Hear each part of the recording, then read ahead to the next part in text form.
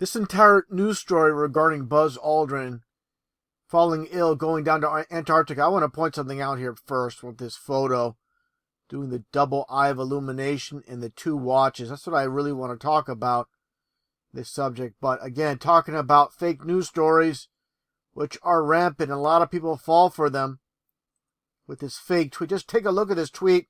There's no border around this. All you see is the black text.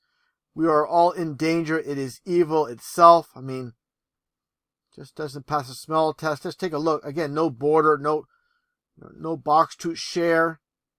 Just not outlined whatsoever. This is more or less how a real tweet looks like from Buzz Aldrin. I'll get into this too, where he talks about Professor Brian Cox.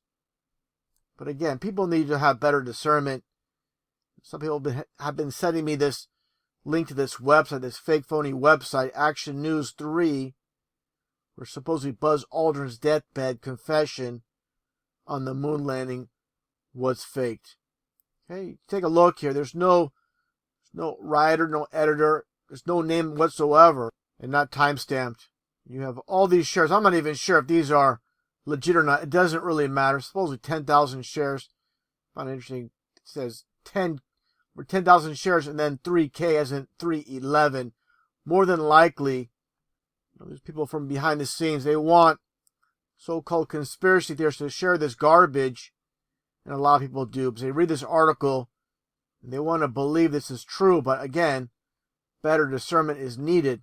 Just take a look at this bogus article once again. It states on Sunday, 86-year-old Buzz Aldrin was admitted to the hospital in Montclair, New Jersey, with breathing problems and is currently listed in critical condition. Doctors say he had put him in an induced coma and it is only a matter of time before he passes. However, Aldrin has this deathbed confession to announce before he becomes unconscious. I have lived with this lie for nearly 46 years and I have nothing to lose but telling everybody the truth now, says Aldrin. I've been sworn to secrecy by the U.S. government. I've been going to tell you now. The moon landing was not real. Of course it wasn't real. We never went there. It was all staged. It was a backdrop. We cannot go to the moon because it's occupied by alien beings on the dark side. We have seen them with satellites. We've been sent messages and threats from them. It's all a huge lie. It's all of it. Everything you see is faked, photoshopped. I never stepped foot on the moon. I'm telling you the truth so I can die in peace. This is all I ever wanted. Everyone to know the truth. Now, I mean, of course they Photoshop and it's all fake, but this is also fake too. Like I said, people need to have better discernment. Unfortunately, a lot of people have piss poor discernment. They'll share this just because, of course they're lying about going to the moon, but it doesn't mean this is real either.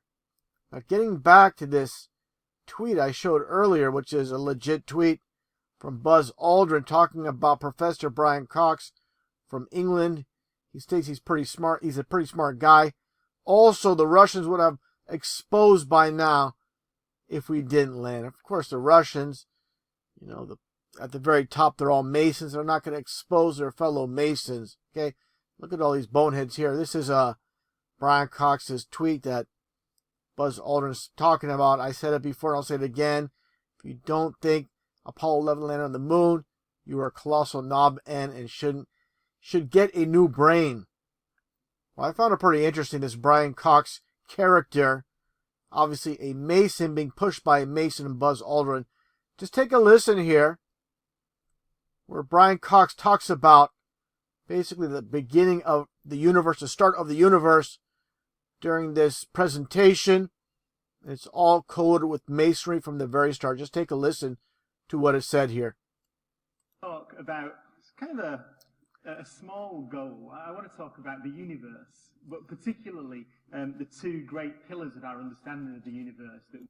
Talking about the two great pillars, and I'll get into that more. He keeps mentioning the pillars we've built over the last century, and we're still building absolutely now two of those pillars that I hope you're going to contribute to building in the future. The two pillars, two things that maybe you don't learn about at school, but yeah, two things you don't learn about at school, and that's Masonry. They don't teach Masonry from elementary to junior high to high school to college to university.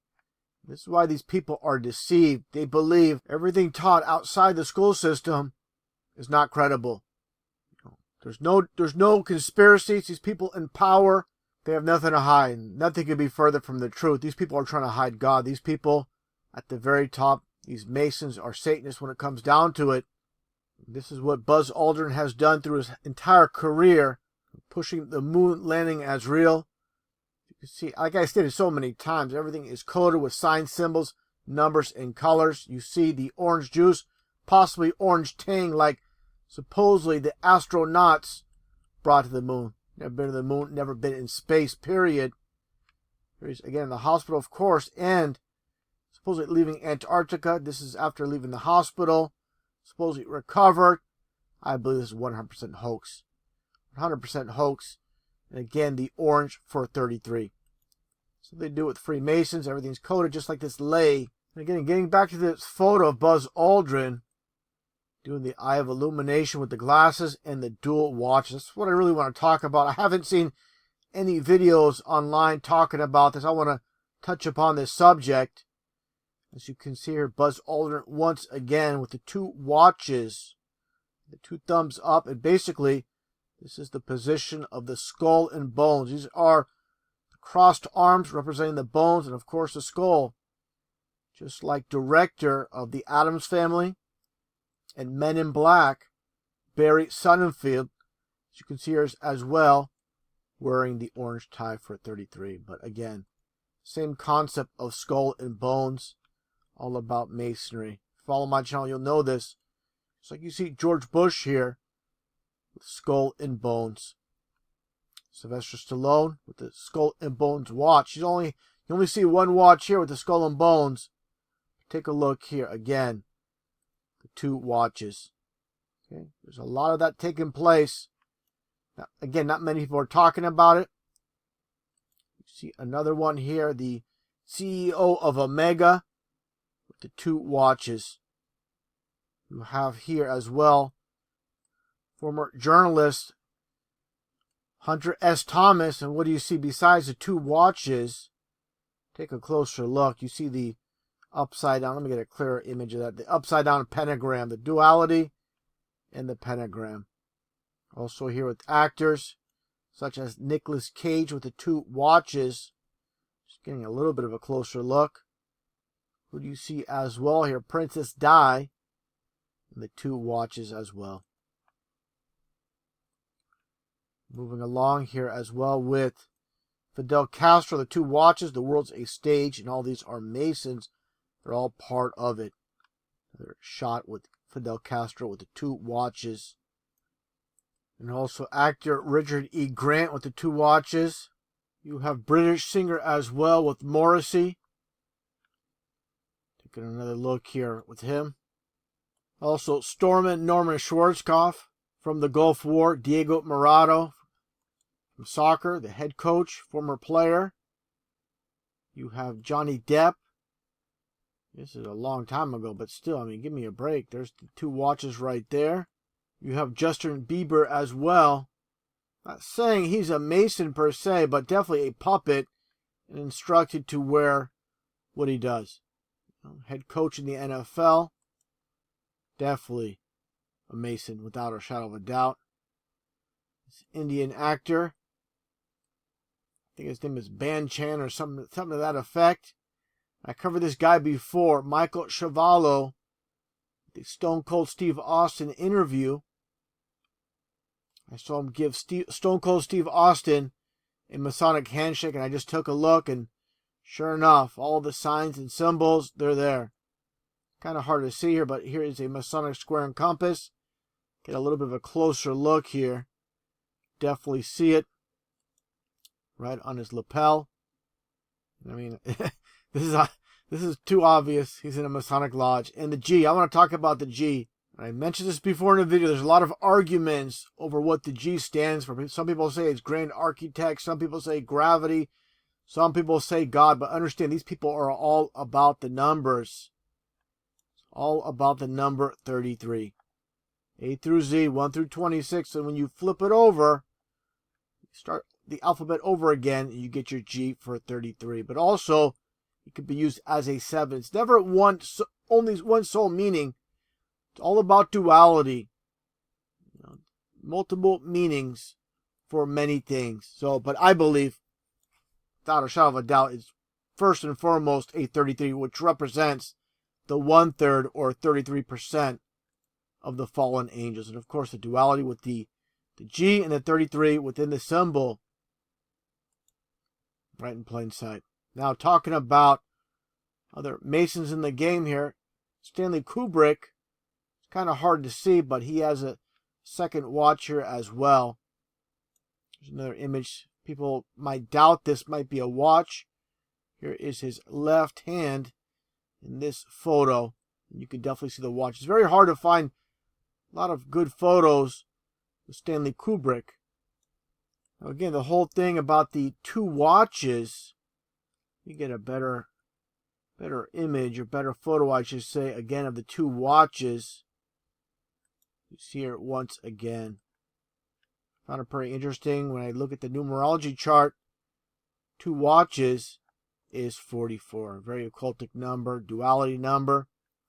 Now getting back to Stanley Kubrick, the very famous Hollywood director, movies such as Clockwork Orange, of course, like I stated earlier, Orange is 33. You have the movie 2001, which was released in 1968.